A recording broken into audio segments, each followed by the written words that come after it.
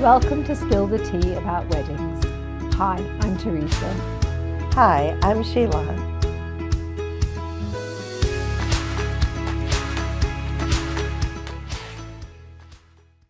Hello and welcome to Spill the Tea about weddings with Sheila and Teresa. Hi there, I'm Teresa, owner of the English Country Barn, a beautiful wedding venue in Magnolia, North Carolina. Hi, I'm Teresa. I'm the leading videographer with Big Capture Photography and Videography. And this is Sheila. Sadly, Sheila's sick, so she is not joining us, only in spirit today. So we're just going to chat amongst ourselves, and she's missing out on all the fun today. She is. Get we well, have two Sheila. Special guests this time. We do. Got our little puppies, Nadia and Kimber, to show you if anything goes wrong and the puppies start moving everywhere. This is what to expect of animals. Exactly. That's the topic today. Yeah. Today we are going to talk about the joys of having your puppies or other animals at the wedding. We have actually had horses as well come to visit us for weddings, which is great fun. And obviously we have cats at the venue who also can be great fun and possibly unpredictable. So, but let's focus on dogs predominantly because most people want to bring their puppy to the wedding for ceremonies. So let's chat about the unpredictability. Everybody always says to me, oh, but my dog is so calm and so sweet and it will love it and it will look cute. Yeah. And all of those things potentially are true. Yes. But potentially is the thing, isn't it? It is. So when my daughter got married, her two dogs, who know our venue really well, because she obviously got married at the venue and they come to visit regularly, charge around and know everything and know all the sniffs and smells, were so stressed on wedding day. Yeah. They didn't know who to say hi to because obviously they knew most of the guests because at one point or another they probably met them and everybody would go, hi Ivy, how are you today? Hi Willow, and there goes Nadia. Yeah, we lost a guest. Yeah, we've lost our guest already. And that's something that might happen on wedding day if they just get bored or fed up. And so in the end we actually put our doggies away on wedding day because they were just so stressed that they couldn't deal with it. And so let's talk today about what couples should expect of their dogs, what they should expect of them as behavior and also for photographs, because it's a challenge, isn't it? Yeah, definitely. And I think like the first thing to consider is that, unlike right now where it's just you and me, and obviously you've been, around our dogs a lot and stuff, and they know you and they're comfortable. And you can see that they're just sniffing around, but they're comfortable and they're calm. On a wedding day, you gotta consider that you have so many new smells and so many people. And so, it's a new venue. It's not like they've ever been there 100 times. Yeah. I mean, unless your daughter, fortunately, the dogs have been there. But even then, the puppies were not comfortable because at the end of the day, you're introducing them to a whole bunch of people. A wedding is not going to be two people unless they elope, and then in that case, yes, right? But majority of the time, even if you have 30 guests, if that's a very small wedding. Even then, that's 30 people that the puppies need to interact with. That's 30 people that can pay attention to them, can be good with them, can not be good with them, can be allergic. I mean, you have so many things and so many... Well, and then there's the food that's out and they might think, oh, I'd quite like to steal that. Or there's the noise of the music, which could be scary if the bass is definitely, really loud. They're not used to it. There's so many things to think about. And I mean, I love it when dogs come and we get amazing photos and it's all beautiful. Yes. But the reality is that a dog, I mean, we've just seen Nadia get up and go for a little wander. Their attention span is actually fairly limited. Very short, very short. And so you might get them down the aisle if you're lucky. And then okay, I'm done with this. And then I'm done with it. Or you might get them to come down the aisle and sit down. Or they might come down the aisle and be so grateful to see you that they jump up all over your wedding dress. Yes. So there are lots of things to consider. Definitely. And I think, that's one of the things that we try to explain to couples. Dogs, animals in particular, are like children. Whenever you have a small child, and I'm talking, probably like maybe like 6 and below, most of the time after that they are already in school, so they're used to sitting around, for like 8 hours a day and stuff. So they have a little bit more of a structure, but before that they don't. And so you wouldn't have a child there at 8 o'clock when the bride is getting hair and makeup done, just sitting around and expecting that child to just sit on a couch from that time until ceremony, which usually happens in the afternoon, and then expect the child to still be properly dressed, properly their hair still done, and then walk down this aisle, and then after that have this child now sitting at a table, for dinner, for reception, all the way up until like 8, 9, 10 o'clock at night. Imagine how long of a day that is for a child. It's the same thing with an animal. An animal is very much like a small child. You need to have someone who's going to be able to be there with them, take care of them, walk them outside if they already had too much and enough, and they're like, okay, I'm done, I just need to go for a walk.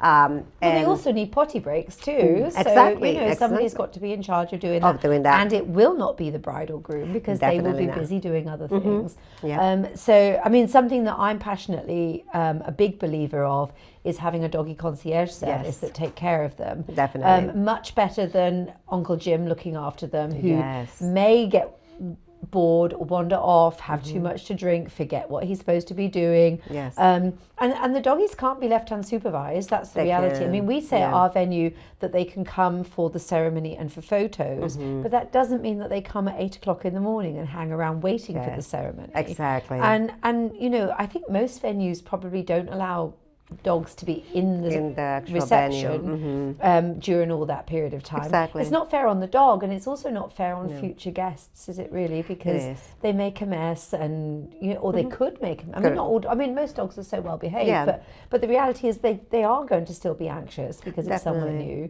Definitely. And from what I can understand, most venues are similar to us, that they say, yeah, we love the dogs, we love the pictures, but they got to go again after. Exactly. Somebody has to be in charge of them the whole time that they are there, whether they're there for an hour, 2 hours, 3 hours.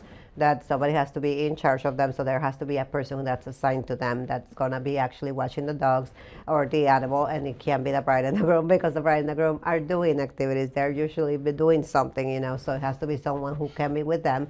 And then after they are done, most venues will just say then the puppy, the animal has to go. Whether that means you've got an Airbnb and they allow animals, or whether that means they get driven home if the home is close to the venue, whatever that looks like, but then the animal needs to be able to go. And, you can never just leave an animal outside of a venue. You can never just put an animal in a car. Again, it's just like a baby, or it's just like a little human being. You're not going to leave them outside tied to a pole, and you're not going to put them in the car and expect them to just stay there while the whole ceremony or the whole reception is going on. You have to be responsible and have particular space where you can keep them. And I think that's where, the doggy concierge, there's a lot of very good companies that they love animals. Right. So, that's why they do it. They love to be able to interact with animals. They're very good about learning about your animal, so that they are prepared for your animal. They bring in, make sure that the puppy animal is ready for pictures or for whatever the activity I love it when they do the little bandanas or the collars on them that have got the bow tie and such. And they can make it adorable, whereas if you just bring your dog, you may not remember to do all those things as well. And they've taken them and kept them calm and cool in an air-conditioned unit. And so, I mean, I always think if you can spend $40,000 on a wedding, you can afford the doggy. If the dog is important to you enough to want to be in your wedding, then paying for that service is worthwhile. And I mean, I would say our venue has, one of the houses is dog friendly, but the caveat to that is you're also still putting your dog in an unfamiliar space with unfamiliar smells, and they're still going to be contained. And if they're not supervised, you don't know what they. I mean, so many people say, "Oh, the dog is crate trained," but are you really putting your dog in a crate for that many hours? Yeah, for that many hours. I mean, we have Finley is crate trained because Finley is a nightmare in Finley, and we, sometimes he needs to just have his own little space. But I won't leave him in there for an indefinite period of hours. It's maybe an hour at a time. See, that's how they are. They need attention. Yeah, they want attention. And can you imagine if I had a white gown on right now? Hey, get dirty. No, definitely. I mean, I just think, if you have animals, I hope that you have them for the right reason, that you love them and that you care for them. And if you want them to be a part of your wedding because you consider them as family, then you treat them that way. And so you make sure that the wedding is also an event that they enjoy, right? Exactly. So if they have somebody who's going to take them on walks and somebody who's going to, do activities with them, someone new that's going to play with them, then that's an enjoyable day. Oh, no, that's next. And you see that too, because if you have them around, they will try to eat anything and everything that you leave on the ground. So I think the worst combination you can have is you have little babies and then you have animals too at the same time, because both of them are going to leave things around. And whether it's the baby grabbing something that the animal put in their mouth and then now putting it in their mouth, or the animal putting whatever it is on their mouth, you have to have somebody supervising each one. But I really do think that if the animal is part of your family, or you consider it to be part of your family, and they are that important for you to be able to have them, in your wedding, then do it the right way so that the animal actually enjoys it. And also, I think when an animal is stressed from the beginning, the chances of that animal making it to ceremony to walk down the aisle are slim to none. But if the animal has been taken care of, if somebody has been there walking them, and they've done activities, they've taken a nap, they've been fed, they've been given snacks, then by the time they get to the ceremony, the animal, this is the first interaction that they're having with all of these people, so the animal might probably make it down the aisle. But if you've had it locked up in a crate and, for 5-6 hours while you were doing hair and makeup, and then now you get it out of the crate with all of these people and expect it to walk down the aisle, it's not going to do it. It's going to be too stressed from being in a different environment, in a different setting, and then now being let loose with all these people, because most of the time, you're walking them down the aisles are pretty small, so you're going to have people on both sides, and if the animal's friendly, it's going to want everybody to pet it, so it's going to take a while to get down the aisle, if it even makes it down the aisle. So I think there are ways to do it. You just have to be realistic of the expectations of the animal too. Well, the other thing that's really important, don't you think, is that maybe it's a good idea to practice beforehand. So, maybe practice training your dog so that so a classic example, my dogs, when I come home this evening, are going to jump up and say, "Hi, Mum, we've missed you so much." And if I've got nice clothes on, I might go, "Oh, mind the dress." Yes. Can you imagine if your dog is not trained to stay down and And you've got a beautiful white gown on with lace all over it and they jump up, suddenly you're going to have a hole in your gown. Yes. And you can't be mad at your dog if you haven't practiced beforehand. So, my dogs know the rules and they know they're not supposed to jump up. But I guarantee when I go home tonight, I'm going to have to still say down, get down, because they're excited. So if they've been stressed out all day and they haven't really seen you, and then they see you suddenly finally see you down there, or the groom is in a beautiful black outfit and you've got a golden Labrador, he's going to have white hair all over him. And that's at the beginning of all the photos. Yes. So training your dog and practicing and having them know how to stay, how to come, how to be obedient, all of those things need to happen. You can't just say, "Oh, I've got this beautiful 7-month-old puppy and I want him to walk down the aisle and he's really calm," and expect him to do that. And make great photos. I would tell you that the carnage makes great photos, but only for the likes of you and I who think, "Oh my gosh, the couple are not going to love that." And it can work. It can, But definitely. it has to be. I do think that 10-year-old dogs are probably the best option because they're calmer and they're just, they've just seen it, done it, and been there and got the T-shirt. But young dogs especially, I can't imagine Finley walking down the aisle and behaving and saying, "Oh, Mum, of course I'm just going to sit down and I'll be kind." Not just because run up to you. So excited. And so, they love us. Our dogs love us, so they want to be there. But the other thing I would say, even if you're using a dog concierge service, meet them beforehand. Yes. Because if that dog is meeting somebody taking care of them the morning of the wedding, why are they going to be happy to see them? They don't have a bond. They don't. When my dogs see our dog trainer, who incidentally also does a dog concierge service, and we love him to bits, but when they see him, it's, "Oh, Isaiah, we've missed you so much." Even though he's training them and he's strict and he expects them to behave, they adore him. Because they know him really well. But if you've never met somebody, why would you be friends with? It's a bit like me meeting your neighbor and thinking I'm going to be best friends today. Exactly. No, and, it is. And I think that people need to sometimes put themselves in the mindset of a child or a dog. And the reality is, especially for young couples, their dog may not be that socialized because they're a Yes. young couple, they don't have children, probably. They may go off to work all day, or they may work from home, which means that the dog isn't socialized with 100 people at a time. Why would you suddenly expect them to be able to manage 100? As I say, Jessica's dogs, when she got married, her dogs were so overwhelmed because literally everybody wanted to speak to them. Yeah. And they didn't know who to be with. Yeah, so it just becomes too overwhelming. And then, I know you as well. And it became so overwhelming. Yeah. And then it's, get down, stop jumping, just calm. And we put them away. And I mean, fortunately, it didn't matter at our house, but if you're at a venue, Yeah.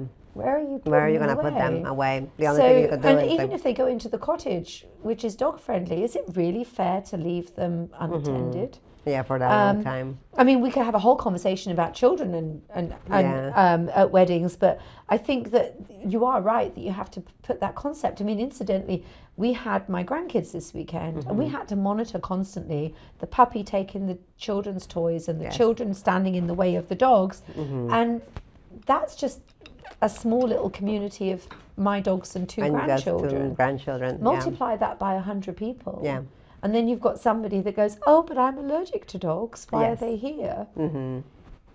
It is. It's a lot to consider. Can it be done? Definitely can be done. Can you get some gorgeous pictures with your animal? Definitely, you can definitely get them, and they can be gorgeous. But there's a way to do it, and there is a right way. And going back to the whole preparing the animal for it, right?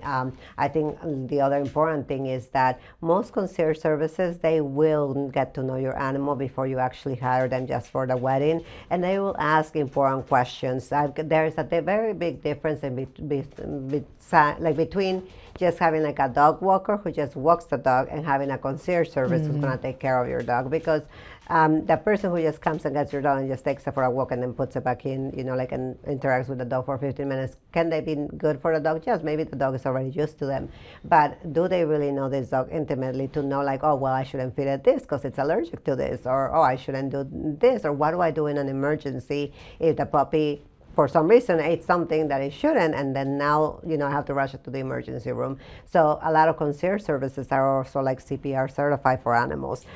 So you want to make sure that you actually do your research and find someone that you would want taking care of your animal, because it's not different than any other day of the week. And if you wouldn't just put your dog in a crate for the whole day, during the week, then why would you do it on your wedding day? So you want to make sure that you find someone like that.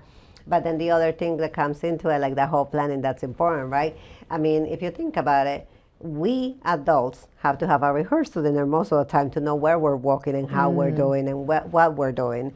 But then we expect our dog to just show up and know what it's going to do with all of these people around. So I think it's good if you try practicing with the dog to make sure that it can sit down, to make sure that it hears your command, maybe in a more busy environment. Maybe you go to the park with your doggy, and then now you try to tell it to sit and pose for a picture, even if you're just taking a picture with your phone. That will at least get the animal kind of used to being in a busy environment, and with all of those distractions, trying to be able to focus and actually get that picture. Because again, if you have never had that puppy outside in a busy environment, and then you've never had it sit down with you so that you can pose next to it, then you can't expect it to just know. It's not gonna know. So, but if you practice a little, you can get some beautiful pictures. But again, I think also it's all about managing your expectations. Know that it could be a bad day for that puppy, and it might not want to do anything. Because even us as adults, right? I mean, obviously as adults, we have already kind of the education to say, even though we feel like crap today, maybe we're still going to show up and do our best, but we feel horrible. Well, animals don't. They don't know how to tell you that. And if they really feel bad and they have a tummy ache, you can't expect it to do it. So manage your expectations. Could you get the pictures? Yes, you could. But you also have to understand your dog and understand it could not happen, and be okay with it, that it could not happen depending on how the doggy felt this morning. No, it's the same thing with kids. Sometimes we say well, today might be a very good day, and they wake up and they are ready and they are very social and smiling and everything. Or they wake up and something is wrong and they are crying the whole entire wedding. you're going to get pictures with them crying, but you're going to have pictures. So manage those expectations. You can't expect to recreate certain portraits unless you have already trained the doggy to be able to capture those portraits. If you're not doing any of that, then it is all about managing expectations and just understanding it's a little animal. It doesn't know this is probably also their first wedding, so it doesn't know what it's supposed to do. You're there to help them. About managing expectations, which is, from your angle, is maybe boring portraits with just down next to the dog might not be the right way of going about this and having photos and maybe interacting. I mean, some of my favorite photographs with the horse are not the couple standing there just holding, walking the horse and being interactive and doing something. You get much better photos because the horse isn't expected to stand there then with its ears pricked forward, whereas if it's walking, it's likely to have its ears pricked forward. And even though you might have a photograph rather than a video, but that movement just makes a difference. And I think, taking your dog for a walk out into the Tanglewood Garden or playing frisbee or, whatever the dog likes to do and having those photographs. I mean, my dogs love being on the golf cart, I have to say. They're never happier than when they're sitting on, what do you call it? Shotgun on the golf cart. And they make amazing photos. Yeah, they do. I mean, and they sit there posing. If the groomsman wants to posing. have photos with his dog in the morning, go on the golf cart, go play football, go do something. So that you've got, the dog is relaxed and interacting. Because we don't ask, I mean, I know your doggy is laying down there beautifully now, but we don't typically expect our dogs to, other than when they're sleeping, to just sit down next to us and pose. We interact with them and we give them treats or we feed them or we go for a walk with them. And so do those things. Exactly. I mean, I think, the picture back in the day used to be all about the posing and everybody just kind of sat there and posed and stuff, but it has evolved. And so now we have, pictures where, couples actually want the genuine moments, and that's where also videography comes into play, right? Now we are not just freezing a moment and a perfect moment. We are actually capturing that whole moment, whether it's, dad and daughter doing their first look and dad is crying and hugging her and going to hold her and looking at her and just twirling her. All of that gets captured in video, and those are the moments that are more love versus that picture of just daughter and dad standing next to each other just posing, right? So the same thing how it goes with animals, being able to do those interactions and have the animal, bring it. The animal likes to play with toys, bring a toy, bring a ball, whatever it is that the animal enjoys, because then you can get some actual moments where the animal's enjoying and you can actually see it. I think sometimes we get into the notion that we think you can't really see emotion, but you can definitely see emotion in an animal. You can see when they're happy, you can see when they're relaxed, you can see when they're excited.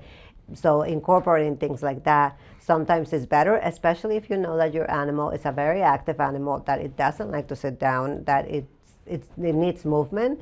Then maybe incorporate it in a way that the animal is able to move freely so that you can get those very beautiful shots. So we suggest quite often, rather than doing wedding day animals, that they either bring them for engagement or save the day photos so that it's a quieter environment and they can play and interact. Or otherwise, if the bride wants for bridal portraits, do that. Again, so I mean, for a classic example was this weekend, we had Annie for photos and the couple loved it and it was great. But we can see in the background all of these guests sort of honing in like this with children thinking, oh, we can go. And I'm thinking, no, come, please don't come. Because the horse would not manage to have that many people. And also it's a danger. Suddenly when, not just a horse, but a dog too, if suddenly all these people are around them, that's a potential risk for a bite or a kick or a turning suddenly. Not even that, just like, the animal gets excited. We have two, a bigger one and a little one, right? The bigger one, if it gets excited and you have a child that's only 20 pounds, well, my Doberman is about like 50. So even though it's not pushy or it's not jumping or anything, if the little kid tries to like play with it and she goes to play with it, she will bump that kid and that kid will be the one on the ground versus her. It's just, like the weight difference. So you also have to understand that too with animals, right? The animal might not be bad. It didn't try to do anything. It's just that it has power. And once we start getting with bigger animals like horses, a kick is very powerful and it can result in a huge injury versus a little kick from my little chunky, animal, which, I mean, she might kick you, maybe she might get like a little bit of dirt on you and that's it, but it's not an injury. It's nothing, where you're concerned. The bigger the animal, the more you have to kind of be careful with things like that. Anytime you have like children, anytime you have disabled, someone disabled, someone who uses a cane, if, our Doberman goes towards her because she's excited and knocks the cane over and now this person falls. So you have to be very mindful of things like that, and you can't just approach an animal without understanding the power of that animal, right? Because they are powerful, and especially, like I said, once you get into bigger, like horses and stuff, they have power. They don't mean to hurt you.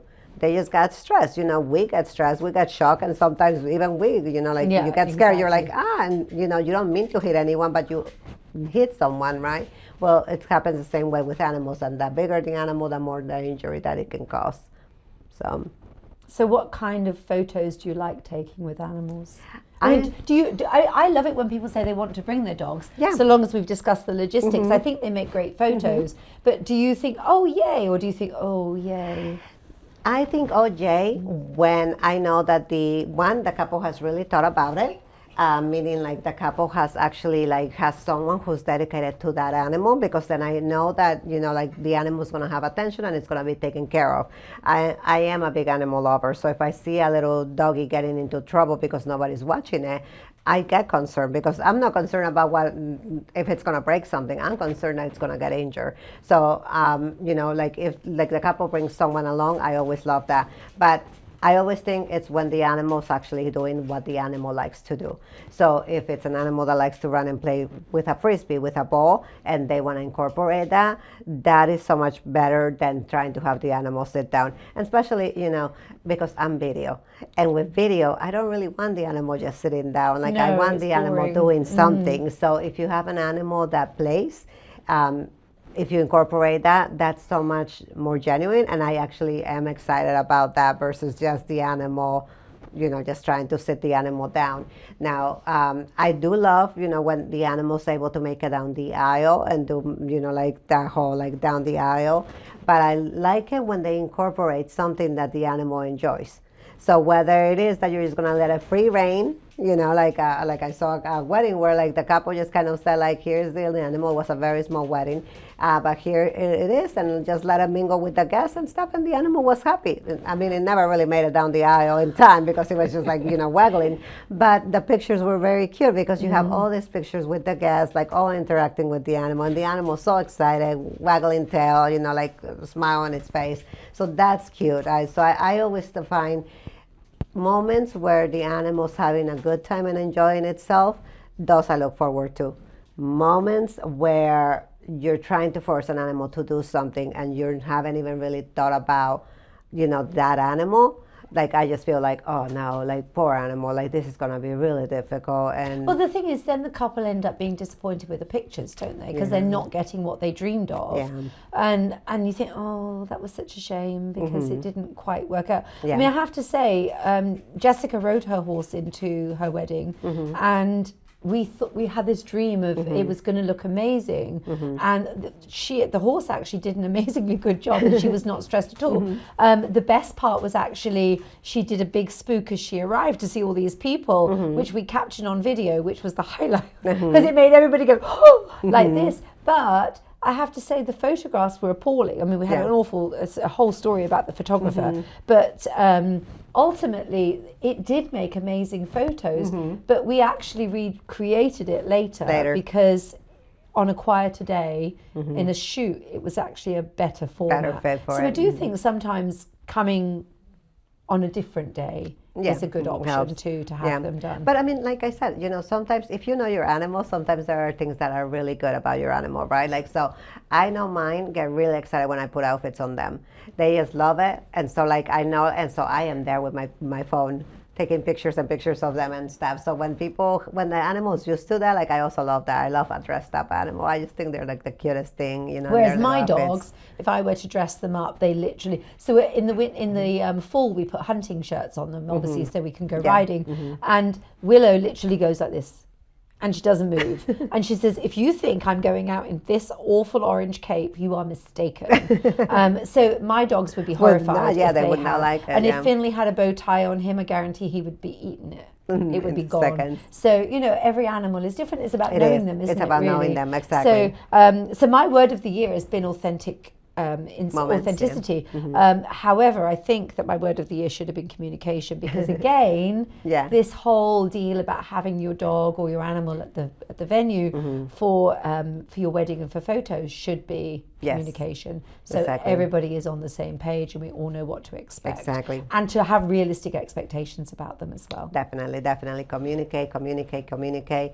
Your vendor should know that this animal's coming. And get it on the timeline. Get it on the timeline. And make sure you have someone who is comfortable with animals too, because you also don't want your photographer to be scared of dogs and you have a doggy coming into the wedding, right? So, but that's all back to communication. So communicate, but be authentic. Let the little doggy, let the little horsey be themselves. Exactly. You know, that's the best Yes. pictures you're going to get. Well, maybe our next podcast should be children at weddings and I know. photographing them. Yes. So in the meantime, thanks for joining me. Thanks for and having me. Look forward to seeing you again Yeah, next definitely. time. Thanks, everybody. Don't forget to like, follow, share, and subscribe, and we'll see you next time.